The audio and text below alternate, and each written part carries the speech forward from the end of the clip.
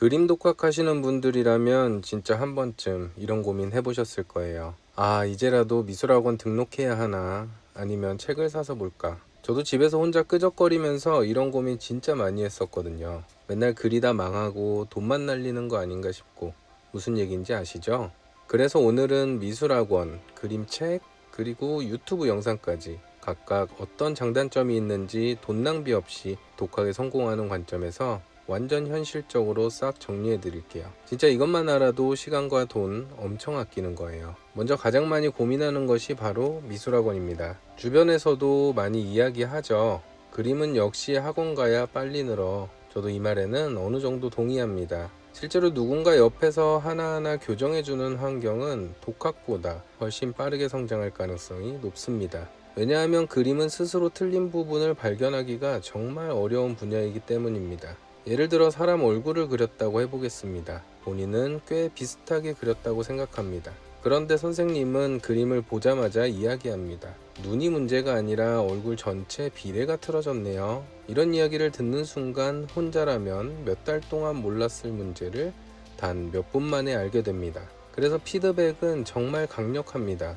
제가 학생들을 가르치면서 가장 많이 느끼는 것도 바로 이것입니다. 많은 분들이 실력이 안 느는 이유는 연습을 안 해서가 아닙니다. 무엇을 고쳐야 하는지를 모르기 때문입니다. 이 부분은 학원이 분명히 큰 장점입니다. 질문도 바로 할 수 있고 잘못된 습관도 바로 수정할 수 있습니다. 특히 처음 그림을 시작하시는 분들에게는 굉장히 좋은 환경이 될 수 있습니다. 그런데 여기서 많은 분들이 놓치는 것이 하나 있습니다. 학원을 다닌다고 자동으로 그림이 늘지는 않습니다. 제가 학원을 운영하면서 정말 다양한 분들을 만났습니다. 어떤 분은 6개월 만에 엄청난 성장을 했고 어떤 분은 2년을 다녀도 작은 성장에 그쳤습니다. 왜 이런 차이가 생길까요? 재능 때문일까요? 아닙니다. 수업을 대하는 태도 때문입니다. 수업 시간에만 그림을 그리고 집에서는 연필을 한 번도 잡지 않는 분들이 있습니다.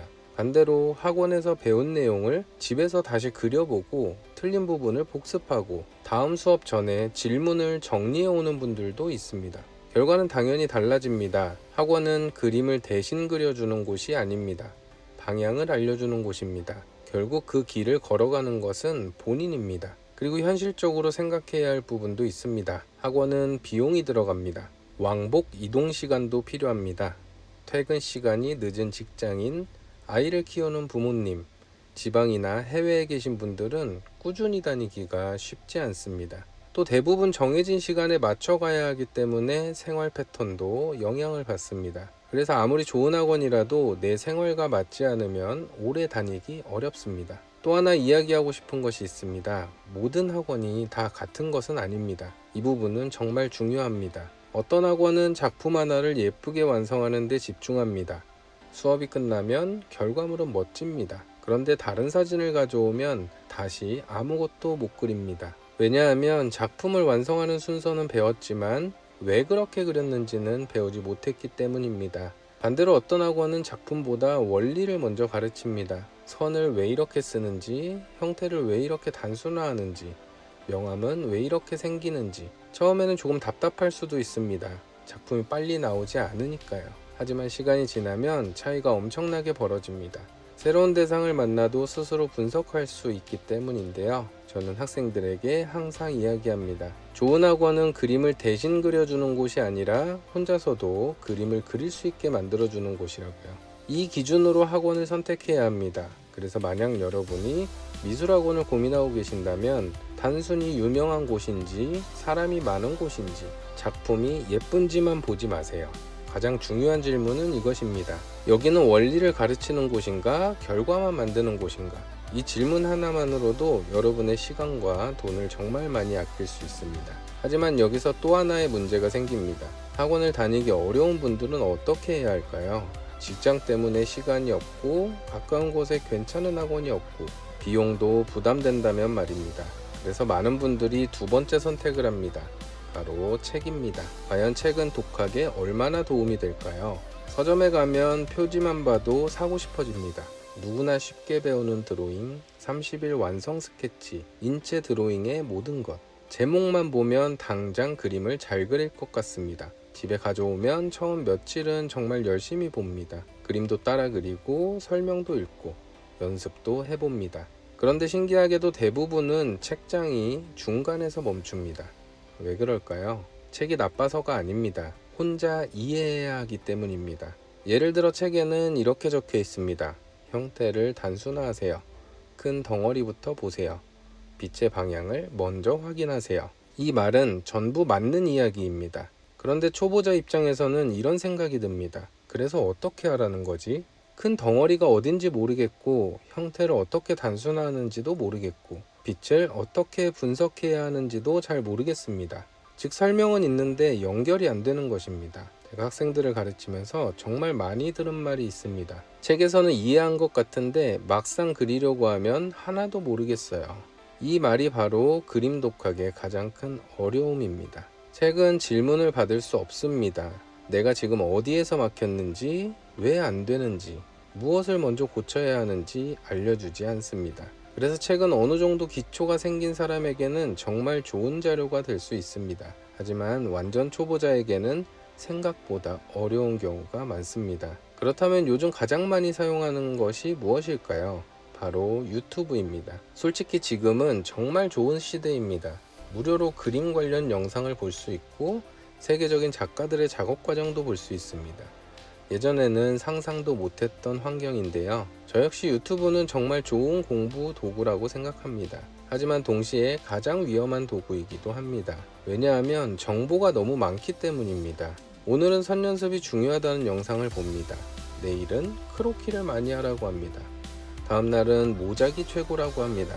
또 다른 영상에서는 모작은 하지 말라고 합니다. 어떤 영상은 기초가 전부라고 하고 또 다른 영상은 바로 작품부터 그리라고 합니다.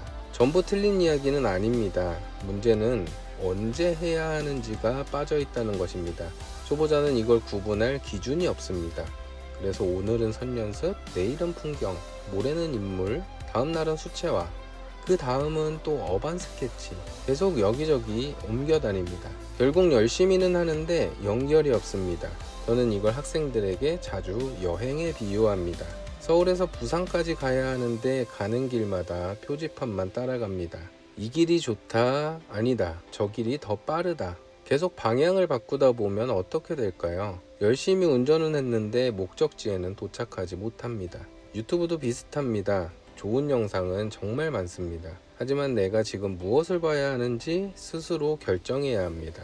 그래서 저는 유튜브를 볼 때 항상 하나만 정하라고 말씀드립니다. 예를 들어 이번 주 목표가 비례라면 비례 관련 영상만 봅니다. 명암은 다음 주, 질감은 그 다음 주. 이렇게 하나씩 연결해야 합니다. 그런데 대부분은 추천 영상이 뜨는 대로 봅니다. 알고리즘이 시키는 공부를 하는 것입니다. 그러다 보면 아는 것은 점점 많아집니다. 하지만 그림은 크게 달라지지 않습니다. 왜냐하면 지식은 늘었는데 순서가 없기 때문입니다. 제가 생각하는 그림 독학의 가장 큰 문제는 정보 부족이 아닙니다. 오히려 정보 과잉입니다. 무엇을 몰라서가 아니라 무엇을 먼저 해야 하는지 몰라서 멈추는 것입니다. 그래서 학원도 책도 유튜브도 모두 장점이 있습니다. 하지만 이것만으로는 부족한 부분이 하나 있습니다. 바로 지금 내 단계에서 무엇을 해야 하는지 알려주는 성장지도입니다. 저는 그림을 오래 배우고 가르치면서 한 가지 확신하게 되었습니다. 그림을 잘 그리는 사람은 특별한 연습을 하는 사람이 아니라 같은 원리를 꾸준히 연결하는 사람입니다. 새로운 그림을 만날 때마다 처음부터 다시 시작하는 사람이 아니라 배웠던 원리를 계속 응용하는 사람이라는 것입니다. 그래서 여러분도 이제는 어떤 방법이 최고일까를 찾기보다 내가 지금 하고 있는 연습이 다음 단계로 이어지고 있는지 이 질문을 한번 해보셨으면 좋겠습니다. 그 질문 하나가 앞으로 여러분의 그림 실력을 완전히 바꿔줄 수도 있습니다. 혹시 그림 독학에서 가장 많이 하는 실수와 가장 빠르게 실력이 늘어나는 연습법이 궁금하시다면 영상 아래 고정 댓글에 있는 추천 영상도 꼭 이어서 시청해보세요. 오늘 영상이 도움이 되셨다면 구독과 좋아요 부탁드립니다.